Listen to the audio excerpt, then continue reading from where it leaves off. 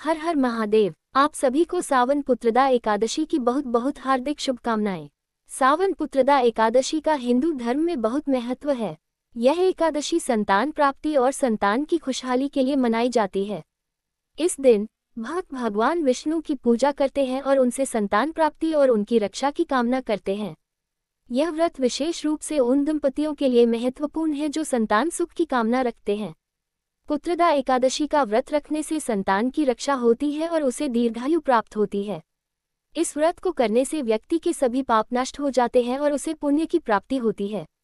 पुत्रदा एकादशी भगवान विष्णु को समर्पित है और इस दिन व्रत रखने से भगवान विष्णु का आशीर्वाद प्राप्त होता है। यह व्रत परिवार में समृद्धि और खुशहाली लाता है। श्रावण पुत्रदा एकादशी व्रत कथा, विधि और पूजन। श्री युधिष्ठिर कहने लगे कि हे भगवान, श्रावण शुक्ल एकादशी का क्या नाम है? व्रत करने की विधि तथा इसका महात्म्य कृपा करके कहिए। मधुसूदन कहने लगे कि इस एकादशी का नाम पुत्रदा है। अब आप शांतिपूर्वक इसकी कथा सुनिए। इसके सुनने मात्र से ही वाजपेयी यज्ञ का फल मिलता है। द्वापर युग के आरंभ में महिष्मती नाम की एक नगरी थी, जिसमें महीजित नाम का राजा राज्य करता था, लेकिन पुत्रहीन होने के कारण राजा को राज्य सुखदायक नहीं लगता था। उसका मानना था कि जिसके संतान न हो, उसके लिए ये लोक और परलोक दोनों ही दुखदायक होते हैं।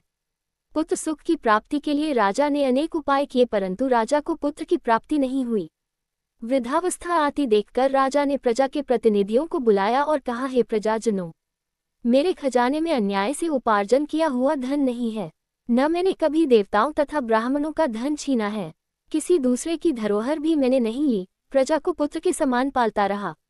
मैं अपराधियों को पुत्र तथा बांधवों की तरह दंड देता रहा। कभी किसी से घृणा नहीं की। सबको समान माना है। सज्जनों की सदा पूजा करता हूँ। इस प्रकार धर्मयुक्त राज्य करते हुए भी मेरे पुत्र नहीं है, सो मैं अत्यंत दुख पा रहा हूँ। इसका क्या कारण है? राजा महीजित की इस बात को विचारने के लिए मंत्री तथा प्रजा के प्रतिनिधि वन को गए। वहां बड़े बड़े ऋषि मुनियों के दर्शन किए। राजा की उत्तम कामना की पूर्ति के लिए किसी श्रेष्ठ तपस्वी मुनि को देखते फिरते रहे। एक आश्रम में उन्होंने एक अत्यंत वयोवृद्ध धर्म के ज्ञाता, बड़े तपस्वी, परमात्मा में मन लगाए हुए निराहार, जितेंद्रिय, जितात्मा, जितक्रोध, सनातन धर्म के गूढ़ तत्वों को जानने वाले, समस्त शास्त्रों के ज्ञाता महात्मा लोमश मुनि को देखा, जिनका कल्प के व्यतीत होने पर एक रोम गिरता था। सबने जाकर ऋषि को प्रणाम किया। उन लोगों को देखकर मुनि ने पूछा कि आप लोग किस कारण से आए हैं? संदेह मैं आप लोगों का हित करूंगा। मेरा जन्म केवल दूसरों के उपकार के लिए हुआ है, इसमें संदेह मत करो। लोमश ऋषि के ऐसे वचन सुनकर सब लोग बोले, हे महर्षि, आप हमारी बात जानने में ब्रह्मा से भी अधिक समर्थ हैं, अतः आप हमारे इस संदेह को दूर कीजिए। महिष्मतीपुरी का धर्मात्मा राजा महीजित प्रजा का पुत्र के समान पालन करता है, फिर भी वह पुत्रहीन होने के कारण दुखी है। उन लोगों ने आगे कहा कि हम लोग उसकी प्रजा हैं, अतः उसके दुख से हम भी दुखी हैं। आपके दर्शन से हमें पूर्ण विश्वास है कि हमारा ये संकट अवश्य दूर हो जाएगा, क्योंकि महान पुरुषों के दर्शन मात्र से अनेक कष्ट दूर हो जाते हैं। अब आप कृपा करके राजा के पुत्र होने का उपाय बतलाएं।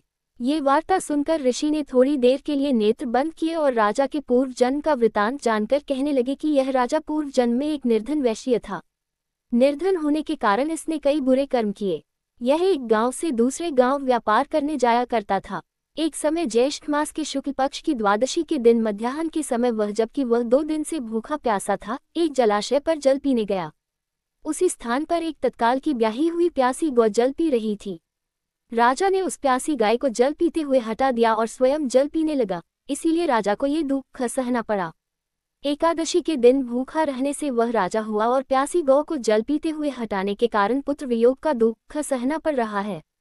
ऐसा सुनकर सब लोग कहने लगे कि हे ऋषि, शास्त्रों में पापों का प्रायश्चित भी लिखा है, अतः जिस प्रकार राजा का ये पाप नष्ट हो जाए, आप ऐसा उपाय बताए। लोमश मुनि कहने लगे कि श्रावण शुक्ल पक्ष की एकादशी को, जिसे पुत्रदा एकादशी भी कहते हैं, तुम सब लोग व्रत करो और रात्रि को जागरण करो, तो इससे राजा का ये पूर्व जन्म का पाप अवश्य नष्ट हो जाएगा, साथ ही राजा को पुत्र की अवश्य प्राप्ति होगी। लोमश ऋषि के ऐसे वचन सुनकर मंत्रियों सहित सारी प्रजा नगर को वापस लौट आए और जब श्रावण शुक्ल एकादशी आई तो ऋषि की आज्ञानुसार सबने पुत्रदा एकादशी का व्रत और जागरण किया। इसके पश्चात द्वादशी के दिन इसके पुण्य का फल राजा को दिया गया। उस पुण्य के प्रभाव से रानी ने गर्भ धारण किया और प्रसवकाल समाप्त होने पर उसके एक बड़ा तेजस्वी पुत्र उत्पन्न हुआ। इसलिए हे राजन, इस श्रावण शुक्ल एकादशी का नाम पुत्रदा पड़ा। अतः संतान सुख की इच्छा हासिल करने वाले इस व्रत को अवश्य करें। इसके महात्म्य को सुनने से मनुष्य सब पापों से मुक्त हो जाता है और इस लोक में संतान सुख भोगकर परलोक में स्वर्ग को प्राप्त होता है। श्रावण पुत्रदा एकादशी व्रत कथा, विधि और पूजन। व्रत विधि। संकल्प। ब्रह्म मुहूर्त में उठकर स्नान करें और साफ सुथरे पीले वस्त्र धारण करें।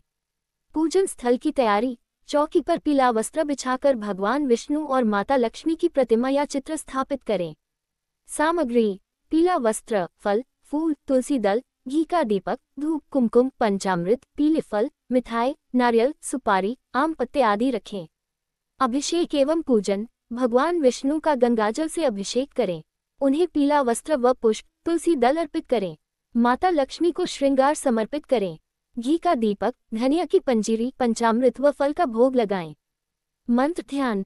ओम नमो भगवते वासुदेवाय मंत्र का जाप करें या श्रीहरि का ध्यान करें। श्रीहरि महामंत्र हरे कृष्ण का कम से कम 16 बार जाप करें। एकादशी व्रत कथा श्रवण। पूरे परिवार के साथ पुत्रदा एकादशी की कथा सुने और आरती करें। रात्रि जागरण। रात में जागरण करें और भगवान की भक्ति में समय बिताएं। पारण व्रत तोड़ना। द्वादशी तिथि में एकादशी के अगले दिन प्रातःकाल स्नान के बाद भगवान को भोग लगाएं, फिर ब्राह्मणों या जरूरतमंदों को भोजन कराकर स्वयं व्रत का पारण करें। केवल सात्विक आहार करें और व्रत को विधिपूर्वक पूर्ण करें। विशेष ध्यान रखें, केवल सात्विक आहार करें। भगवान विष्णु को भोग में तुलसी अवश्य अर्पित करें। काला और सफेद वस्त्र न पहने, पीला वस्त्र शुभ माना जाता है। दिन भर जप, ध्यान और भगवान विष्णु की आराधना करें। यह व्रत विशेष रूप से संतान इच्छा तथा परिवार की सुख शांति के लिए अत्यंत प्रभावशाली और पुण्यदायी माना गया है। वीडियो अच्छी लगी हो तो चैनल को सब्सक्राइब, लाइक, कमेंट और शेयर करें।